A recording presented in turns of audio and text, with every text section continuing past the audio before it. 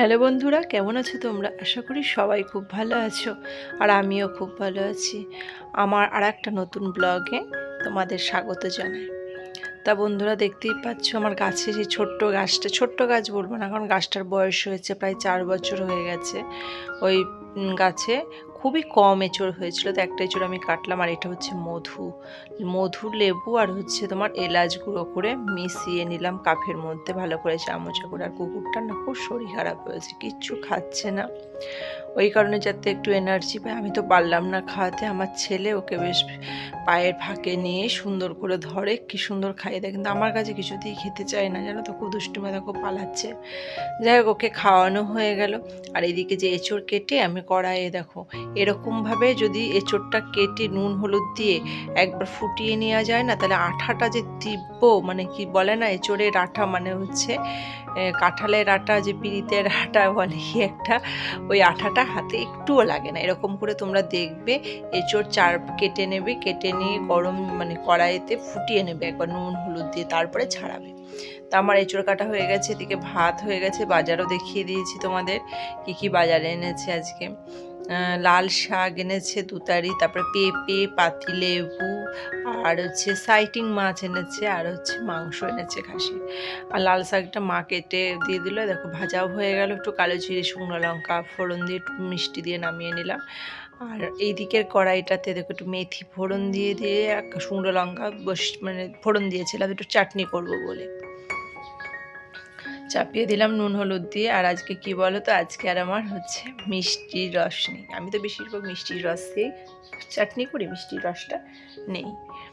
তা যাই হোক, আজকে চিনি দিয়েই করে নেবো। আর এদিকে আমি এঁচোড় চিংড়ি করবো।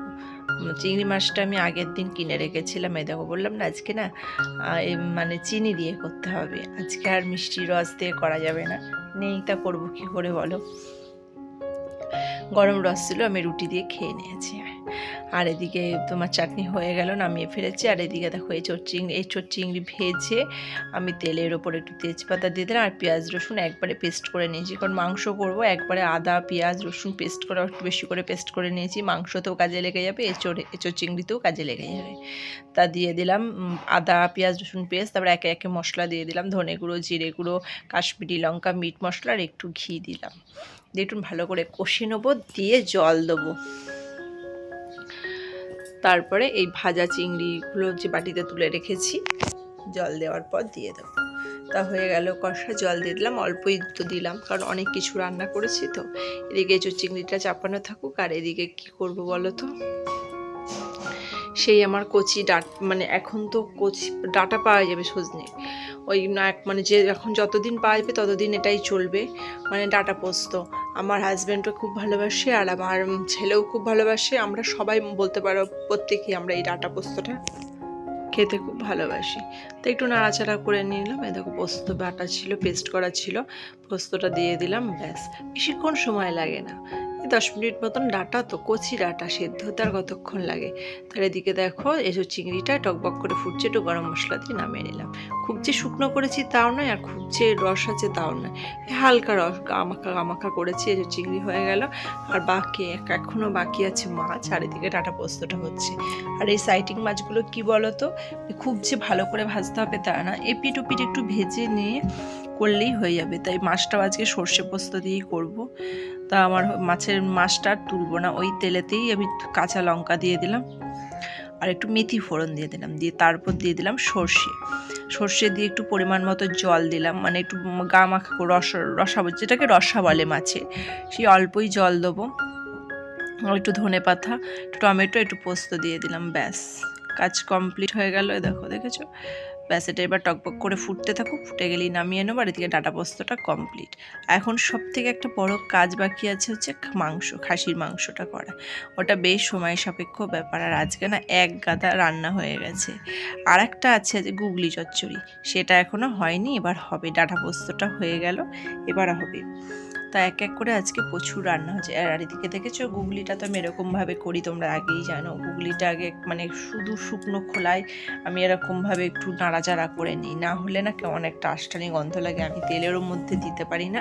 আমি আগে শুকনো কাঠখোলা এরকমভাবে কষে নিয়ে বাটিতে ঢেলে রাখি, তারপরে আমি যা রান্না করার করি। তা মাংসের আলুগুলো ভেজে নিলাম, এদিকে গুগলিটাও আমার কাঠখোলায় নাড়া হয়ে গেল। দিয়ে মাংসের জন্য আজকে একটা সবথেকে বড় মিস্টেক, ভুল হয়েছে। এতদিন রান্না করছি, প্রায় একটানা 14 বছর, এরকম কোনো দিন হয় না জানো তো।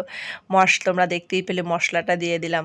কি ভুল বলো তো, ভাজে পেঁয়াজটা তেলের ওপর দেবো আমি, সেটা আমার খেয়াল নেই একদম। ওই জন্য ছোটো কড়াইটায় তেল দেওয়া ছিল গুগলি চাপাবো বলে, ওই কারণে ওই তেলেই মাংসের পেঁয়াজটা ভেজে নিলাম। কি করব, যাই হোক, ভুল মাত্রই মানুষের হয়। আজকে আমার হয়েছে, কালকে অন্য কারো এরকম হতে পারে, কারণ এক গাদা রান্না করতে গেলে মাথা গুলিয়ে। তারপরে কী বলো তো, মনটাও সেরকম ভালো নেই, আমাদের বোঝোটার খুব শরীর খারাপ। যাই হোক, চার ঝামেলায় করতে করতে আমি ভুলেই গেছি পেঁয়াজটা ছোটো কড়াইটাই ভেজে নিয়ে এবার এর ভেতরে দিয়ে দিলাম, দিয়ে মাংসটাও দিয়ে এবার ভালো করে মশলাটা কষতে হবে। আর তোমরা তো জানোই গুগলিটা আমি একবারে আলু পেঁয়াজ কাঁচা লঙ্কা নুন হলুদ দিয়ে গুগলি টুগলি দিয়ে একবারে ভালো করে নাড়তে থাকবো। আর এতেও নুন দিয়ে দিলাম, ওতেও নুন দিয়ে দিলাম, দুদিকে চাপিয়েছি তো, এটাই সমস্যা। এতেও হলুদ দিয়ে দিচ্ছি, এতেও হলুদ দিয়ে দিচ্ছি। একটা এক্সট্রা হচ্ছে, ওটাতে কোনো মশলা দেবো না, এটাতে সব মশলা দেবো। এবার জিরে গুঁড়ো ধনে গুঁড়ো দেওয়া হয়ে গেছে, কাশ্মীরি লঙ্কা দেওয়া হয়ে গেছে, এবার মিট মশলাটা দিয়ে দেবো, তাহলেই হয়ে যাবে। মিট মশলাটাও দেওয়া হয়ে গেছে, এবার ভালো করে খাসির মাংসটা কষতে থাকবো। আর আজকে কি হয়েছে বলো তো, মাংসটা আগে আমি সেদ্ধ করার সময় পাইনি, আজকে একবারে কষে নিয়ে পরিমাণ মতো জল দিয়ে আমি প্রেসারে দিয়ে দেবো। যাই হোক, এরকমভাবে করলে টেস্টটা অন্যরকম হয়। আর যদি আগে সেদ্ধ করে মাংসটা কষে করা যায় না, সে তার স্বাদ এক অন্যরকম। যাই হোক, আজকে আর যখন হয়নি কি করব, তো কষা হয়ে গেল, দেখো জল দিয়ে দিয়েছি, অল্পই জল দিলাম কারণ প্রেসারে দেবো। আর এই দেখো প্রেসারে দিয়ে দিলাম। আর ওদিকে আমার গুগলি চচ্চড়ি কিন্তু হয়ে গেছে। মানে এত তাড়াতাড়ি রান্না করছি, আর কি বলতো, একটু তাড়াতাড়ি করছি কেন বলো তো, বোঝোকে ওষুধ খাওয়ানো হচ্ছে, এদিকে যাই হোক টুকিটাকি অনেক কাজ আছে বলে রান্নাটা একটু তাড়াতাড়ি করছি। আর বাবা ছেলে মেয়ে বিছনাটার যা হাল করেছিল, সে সমস্ত এবার ঠিক করতে হবে। যাই হোক, সমস্ত পরিষ্কার করে নিচ্ছি একটু। তারপরে এদিকে রাজ্যের এক রাশি কাজ জমে আছে, সেগুলো করতে হবে। কাচাকুচি তো আগেই হয়ে গেছে, সকালবেলা উঠেই কেচে দিয়েছিলাম, সেগুলো শুকিয়েও গেছে। তা তবু এ কাজ যখন করতে হবে নিজেকেই করতে হবে। আর কি বলতো, নিজের জীবনে কঠিন পরিস্থিতি আসে, যখন কঠিন পরিস্থিতি আসে আর কিন্তু নিজেকেই সামলাতে হয়। বাট উপদেশ দেওয়ার লোকের অভাব হবে না, আবার পাশে থেকে সাহায্যের হাত বাড়িয়ে দেওয়ার লোকের ভীষণ অভাব। সে কিন্তু তোমাকে দেখবে সার্কাসের মতন, যেমন আমরা সার্কাস দেখি তেমনটাই দেখবে, দেখবে হাসবে আর আর জ্বলবে। আবার তোমার কিছু ভালো দেখলে তো জ্বলবেই, তবে কিন্তু একবারও বলবে না তুমি এগিয়ে যাচ্ছ, সুন্দরভাবে যাচ্ছ, কোনো দিনই বলবে না, সব সময় পিছনটাই ধরে থাকবে। এটাই হচ্ছে কথা, বুঝতে পারলে? মানে আমার আশেপাশে সে যেই হোক না কেন, প্রতিবেশী হোক রিলেটিভই হোক, ও সব মানুষই সমান। নিজের কঠিন পরিস্থিতি নিজেকেই সামলে নিতে হবে। আর এদিকে দেখো মাংসটা চাপিয়ে আমি অনেক কাজ করে নিচ্ছি, এখনও করে নেব, কারণ মানে খাসির মাংস হতে দেরি হয়, মুরগির মাংস তো তাড়াতাড়ি হয়ে যায়, কষতে কষতেই সেদ্ধ হয়ে যায়। আর এদিকে আমার বেসিন মোছা হয়ে গেল, ডাইনিং টেবিলটা পরিষ্কার করা হয়ে গেল, চলে এলাম জল ভরতে। এখনও কিন্তু এক রাশি কাজ। আর আমার কি বলতো, একটাই অসুবিধা, ডাইরেক্ট কলটা আমার বাইরে, ওই কারণে আমাকে এখানে জল ভরে নিয়ে ঘরে চলে যেতে হয়। ওই জন্য আমি একটু বেশি করেই জল ভরে নিই, কারণ আমি একবারই মোটরটা চালাই, জানো তো, একবার মোটরটা চালাই দিয়ে ফুল ট্যাঙ্কি ভর্তি করে নিই, ব্যাস। আবার যদি বোতলের জল ফুরিয়ে যায় তাতেও সমস্যা নেই, কারণ আমার টিউবওয়েল আছে। টিউবওয়েলটা আমি ওই কারণেই রেখে দিয়েছি, ঝড় বৃষ্টি কারেন্ট থাকুক না থাকুক, ওটা তো ভীষণ দরকার। হাতের সম্বল বলে না, শেষ সম্বল ছাড়তে নেই, আমার হচ্ছে সেই অবস্থা জলের জন্য। আর এদিকে আমার কলের জল, মানে সমস্ত মোটরের জল ভরা হয়ে গেল বোতলে বালতিতে, দিয়ে আমি চলে এলাম ঘর ঝাড় দিতে। একবার করে সকালে সমস্ত বাসি কাজ করা হয়েছে, তারপরেও আমি একবার করে করি, রান্নার শেষে না করলে আমার ভালো লাগে না, আমার এটা অভ্যাস বলতে পারো।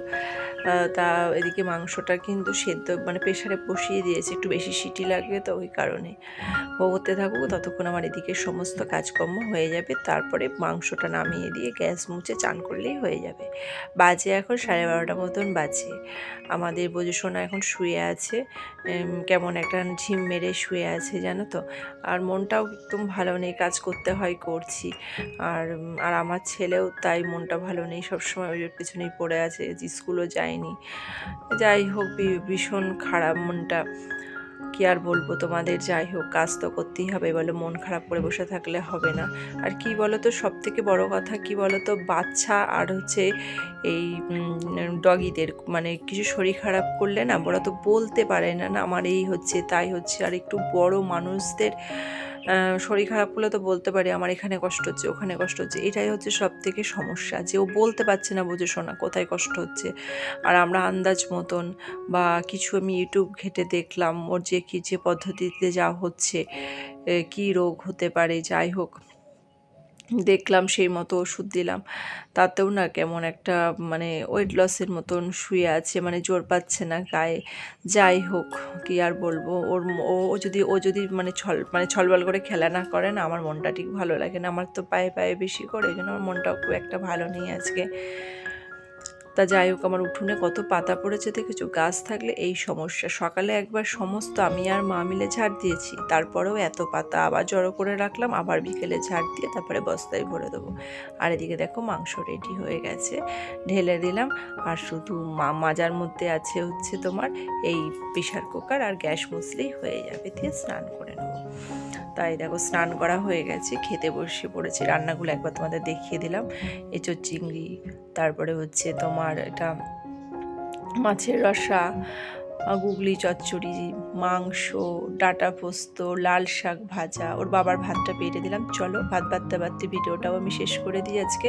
যদি ভিডিওটা ভালো লেগে থাকে তাহলে একটা লাইক করো, আর তোমরা সুস্থ থেকো, ভালো থেকো, সাবধান থেকো, দেখা হচ্ছে না একটি ব্লগে।